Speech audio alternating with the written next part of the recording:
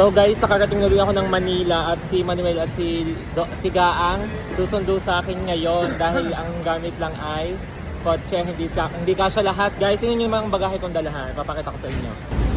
Big pang OFW guys, 2 weeks lang naman sa Thailand. Kaya lang ang dala ko nung una, maliit. Yung mga pagdala ng pabalik, ang lalaki. Malaki pa sa dala ko. Kasama naman sila. Guys, alam nyo ba, nagtagal ulit ako dun sa immigration kasi kailangan pala ulit mag-fill out ng e-travel. Hindi ko naman alam talaga kasi first time ako. Akala ko mag-fill out lang ng e-travel kapag papunta ng ibang bansa. Ay malay ko ba, kasi ang sabi, mag-check-in luggage daw ako.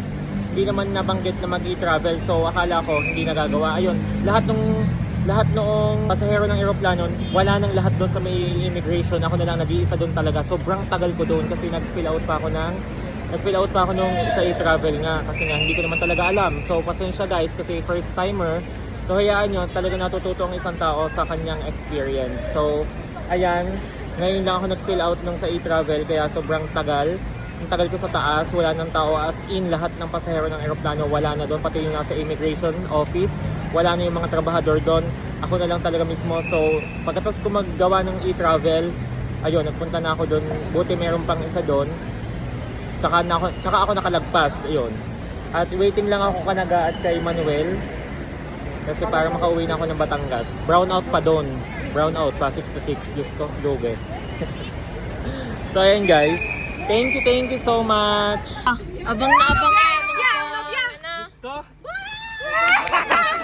Hi! Guys, pag ako'y ginahasa doon ng 5 amo. Abang na abang eh. Buhat kayo doon. Welcome!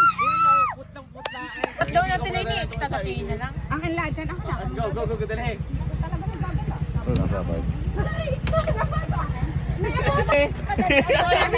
Nangunguna pa sa mundo eh. Teka lang. Kahit ito'y sobrang bigat, kaya ko to. Oo, bayad na. Dahil. Hi, thank you, Barako. So guys, dumating na ang nagtrabaho bilang isang OFW. Minilist ka ako doon guys. Naghasa ako ng amo kong dalawa. Ipakita mo sila kang susi. Sira. Wala nang pakialam. Yung natin, sira. Gulaw ko maleta. Tapo na daw to, sabi. Sabi ni Mano yun daw, akin may baron puli tayo sa kapit. Magaling. Babalis na Yung anak mo, nawawala. Yung anak mo si Ili. Nasa si Iniwan ni Ini sa duyan. Kaya yung nagbayad. Sa ibang bansa ay guwan ni Ini.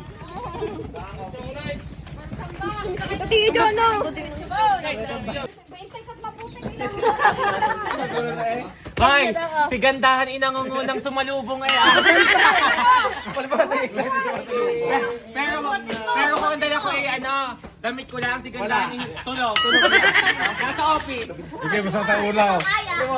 Guys, wala pang power dito.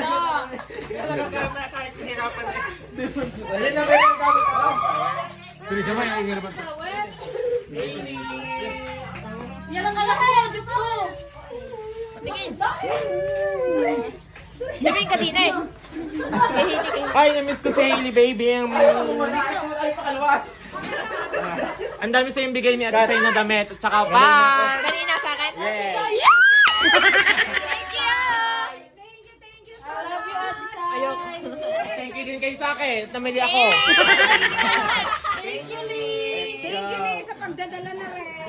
Guys, Nangunguna pa eh. Mamaya naman. Magluto naman ng ulam. Atat yan. Magluto naman ng ulam. Balikbayan ng anak, tinola, ano? Oh, na Sama-sama na, tinola pa rin. Nilagang baboy naman. maganda si Ganda. Alam mo, maganda na yan Ay, ngayon. kanina parang akong minulas yun ng amo ko. Putlang-putla. Walang kapula-pula sa init. Galing Thailand. Manukha naman ang ulam.